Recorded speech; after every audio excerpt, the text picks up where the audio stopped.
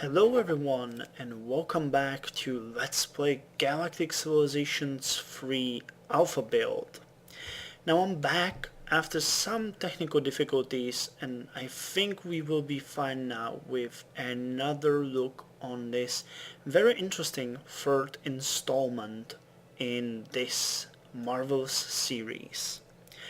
Now, before I start, I would like to thank everyone who took their time and watched my video. Many of you even liked or commented on it, and some even subbed. So, thank all of you. Now, there were many questions you guys had, and I would like to... Well, I'm not sure if I will be able to answer them because I'm not a developer of this game. But I followed the development quite thoroughly, or at least their announcements and the discussions they had with the players, and I think I can provide some insight. Though you were very broad with your questions, meaning some of the questions sounded like, "Hey Alpha, what's new?" Well, what isn't new? Main change of this game is that Galactic Civilizations 3 will be 64-bit game only. Now that means that it won't run on the older systems and older PCs. On the other hand, for those of us who own a, well, not a new but a newer machine, because the one I have is almost a year old now, are very lucky because the 64-bit system and the 64-bit platform for this game will give the developers much more playground. Now, the game is, as I mentioned before, mainly built on the idea, let's take all that's good in Galactic Civilizations 2, let's polish what we're not happy with, drop what we hate, and add as much new content as is possible. But they are very conscious about the way they will do it, because they know that even a slight mistake or a feature that would be slightly off could ruin the game for many players. So with that said, I have only seen a couple of things so far. Now, most of the features are obviously not implemented yet, like the design or the economy and the diplomacy system of the game. But I will try to spend a bit of time on each of these now to explain how things will look like when the game is finished. Now, why am I talking about the designer and all the other things? You will understand. I'm trying to take a logical order here, so bear with me. We'll get to the final point in just about a minute. Those of you who played Galactic Civilizations 2 know that one of the biggest features or the best things on the game was the ship designer. Now, at its time, I am pretty certain it was unique, it offered many options, and it gave you a feeling of complete freedom. They took this designer and they want to enhance it, they want to add more variables, they will add for example the power system, or at least I hope so. Just, this is all what I remember, and if something will be missing from the game, just, don't blame me, don't blame the developers. They're talking with me and all the other guys every day, so things might change. But there will be many new features, which will make the game more fun, because it will add a lot of complexity to the ship design. And, to be frank, this is one of the best things on the game, and many of you, me included, play this game mainly for the fun of designing ships and sending them out and seeing how they perform against the enemy. Now, Economy should get a huge overhaul as well. The buildings should retain their basic principles, but the way how the happiness works and how, say, different technologies affect different parts of the empire should be completely changed, including the infamous or famous or unfamous, choose whatever you like, feature called cultural expansion border, or wait, what was it called? Cultural influence. Yes, I think it was cultural influence. Now there were some ideas about dropping in it entirely, but I think they decided to keep it but modify it. Although I'm very sorry I don't have much more details about that thing, because they weren't exactly sure what they're gonna do with it, so we'll have to wait and see.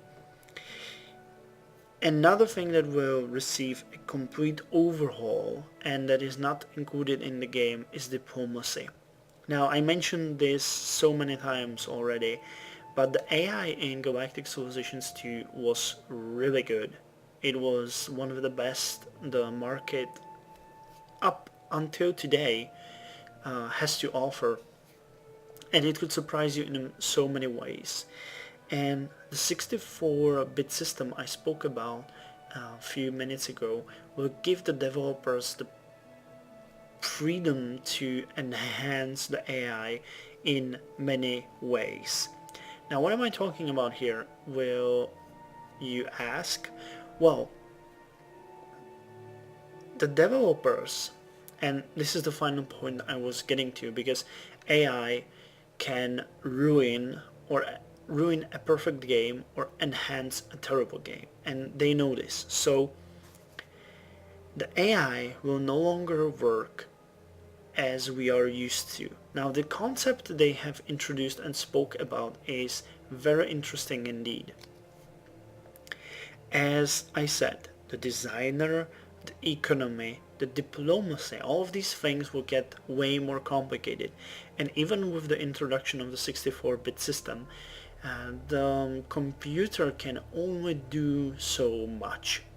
Now, for example, if you have a ship and there are, say, 10 components, there is so many possibilities for the ship design. So the AI will need an algorithm that will tell it which option is good and which is not. Now, they understand this, and they decided that a good thing to go about this would be to give the AI a complex capability of learning. How will it learn? Well, for example, from what I understood, the game will include a certain sets of ships the AI will have to start with. However, depending on the difficulty of your game and depending on the skill you present, the AI will go online, download ships that it has included in the database on the server, and provide these ships as its own designs. Where will it get these designs? Well, it will get them from other players. So if you design a certain amount of ships, the game will take them anonymously, of course, upload them to the server, and then it will rank them. And depending on the difficulty and the skill it has seen from you, it will choose appropriate sets of ships that will then build and send against you. Now, this gives the AI much more possibilities. It will ensure that the computer has the best chips available, well, of course, depending on the difficulty, but it will give it vast amount of options to choose from.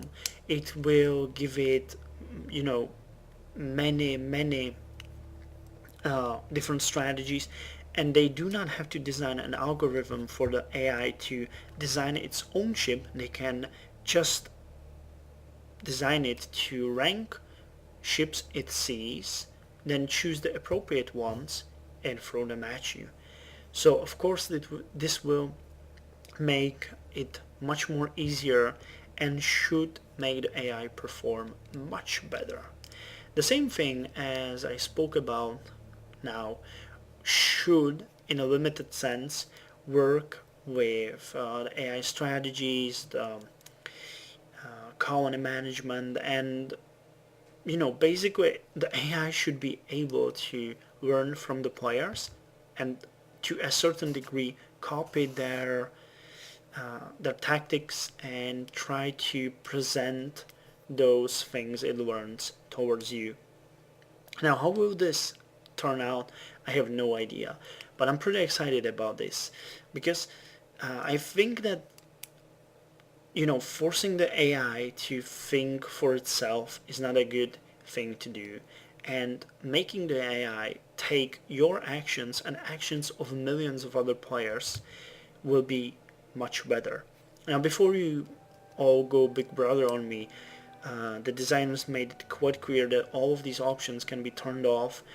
You can manipulate and decide which things the AI will share and which it will download. But for me, for example, I am completely supportive of this idea, and I will allow the game to pretty much virtually upload everything it finds in my games and download everything it finds useful. Space, well, maybe I'll have to get another hard drive, but we shall see. Now, I wanted to briefly show you two more features that are already in the game, and then we didn't really explain them in great detail, but we encountered them before. So first of all, I would like to speak about ideology, which is already to a certain degree implemented. In the in Galactic Civilizations 2, there were events. You saw one of these events already as well. And depending on the choice you took, the game marked you as evil, good, or neutral. Now, the more you moved towards one of the edges, say towards evil, the more options the game provided you with, extra options I would say. But this brought with it an interesting problem. What would make you remain in the center? Well, basically nothing, because that was the worst option. If you moved all the way towards good, you had certain bonuses. If you moved all the way towards evil, you had different bonuses. But remaining in the middle was basically just your choice that stripped you of a certain part of the game. Now, they fixed this in a very interesting way. They removed the scale altogether and introduced three statistics called cultural standings. Now, there is benevolent, there is pragmatic, and there is malevolent. Now, depending on the choices, you can see that we already have 10 points in pragmatic, because we took the middle option. There was an event with the pod creatures living on the planet, and we did not force our people to merge with them, but we encouraged them. So we got 10 pragmatic points. You can spend these points on various things. You can see here there's a pyramid of a sword for each of these categories, and as you earn points using your choices, you can get new I'm not sure how to call these. I would call them cultural choices or social policies or whatever. For example, the pragmatism gives us a new improvement called outreach group, and if we get it for 20 points, we would just need one more pragmatic decision probably. it will give us immediately total research plus 10%. If we want badass and malevolent, the first one would give us an improvement called Annexation Guild and Soulteering plus 10%. Now there are certain policies that are not included in this alpha, which is, obviously a thing. So for example, just the names for you. If you're benevolent, you will in the end get Galactic Conservation, Wisdom, Freedom of Information, and Egalitarianism. For Pragmatism, it's Superior Traders, Unbiased Studies, Information Sharing, and Interstellar Democracy. And Malevolence provides Slavery, Fearlessness, Information Manipulation, and Hegemony. So for me, this is a big bonus provided by the game, because I was always trying to be pragmatic in my games, and most of the times I remain in the middle, slightly leaning towards benevolence. So in this game, in Galactic Civilizations 3, that will no longer be an issue for you. And I kind of like the fact that you may be very benevolent in some choices and then in certain be malevolent. Okay, that's the first thing. And second thing I would like to clear with you is a certain new feature that's in the technology. You saw that we were researching pure research. I spoke a bit about the technologies in the last part.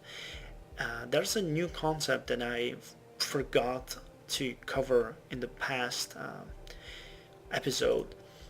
I am not sure what to call this, if it has an official name. I call it multi-part technologies. For example, the drive system specialization has a free subtext. It has fuel mass recapturing, hyperdrive manufacturing, and hyperdrive miniaturization. So to finish all these, to finish the drive system specialization, you need to first research all of these free technologies, each giving you a certain bonus and leading on to the next technology levels. This is a very interesting idea. I never saw it before, and I think that it's gonna give the game even more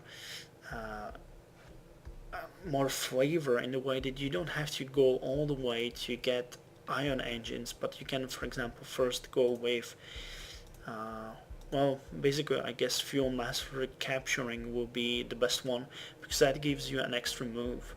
And later on you can just go with hyperdrive manufacturing when your your fleet grows and you get more ships to save a bit of the cost. And later on, after you get a bit stronger in this area, you can finish off by the hyperdrive miniaturization. Let's just keep on trucking for now. I'll just play 2 or 3 turns and end it for today, because I've been talking non-stop for the past 20 minutes. But I just want to get a few turns on before I end.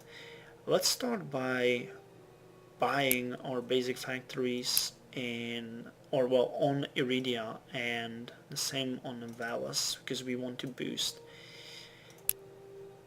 the production. We're not here only to talk, are we? We're here to play a bit as well. So let's end the turn and we can go. Nothing interesting here. Just the dust clouds, which I adore. Oh, and here we got unfortunate genus. That's an anomaly. Survey report. Unfortunate genus. A mysterious orb floating in deep space scans your survey ship before self-destructing. In the aftermath, one of your less intellectually gifted crew members shows remarkable and sudden brilliance. He makes an astounding technological breakthrough before his head explodes. What? Literally, unfortunately. So his head exploded. And we got pure research. Is that so? Yes. Oh, and you can see that we have encountered another multi-level technology, which the research specialization has 3 subtext: low maintenance laboratories, which lowers the maintenance by 10%, lab construction, which lowers the manufacturing cost by 10%, and high efficiency laboratories, which give total research plus 10%. And we found a planet, Umeria 1, has a total capacity of 5. Can we get to this debris field now? No, we can't. I'm gonna go and skip the basic factories here and buy a colony ship. Well, 574 billion credits. By the way, thanks to all of you who told me that's billions of credits, because I probably looked completely dumb at that point. So we rushed the colony ship and let's end the turn. Okay, you can go here. Oh, look at that. We got the Terran Federation here. First contact. Greetings, Iridium Corporation. The Terran Alliance's Alpha A1 priority duty at this time is to wipe you from the galaxy. Oh, but thanks for the hyperdrive. It will make hunting you down much easier. Well, as I said, diplomacy is not yet implemented, so no surprise there. And we got the colony ship ready, right? Oh yes, here. Yeah, this is very familiar. So let's launch it from the planet and load the entire capacity of the ship with colonists. And you can go and try to colonize Umeria 1. Okay, it's gonna take a few turns. You can go here. Okay, let's do one more turn and I'm gonna end for today. Oh, we're still waiting. Okay, got the turn finished. Asteroids and the Tassi 2 uninhabitable planet.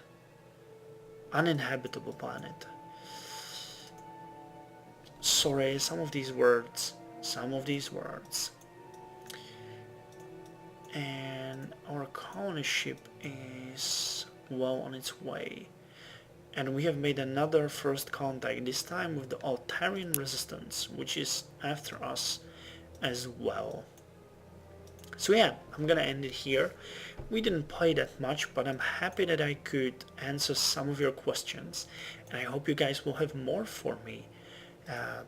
Because, you know, otherwise I'll just have to play in the next part, which will some of you probably be excited about.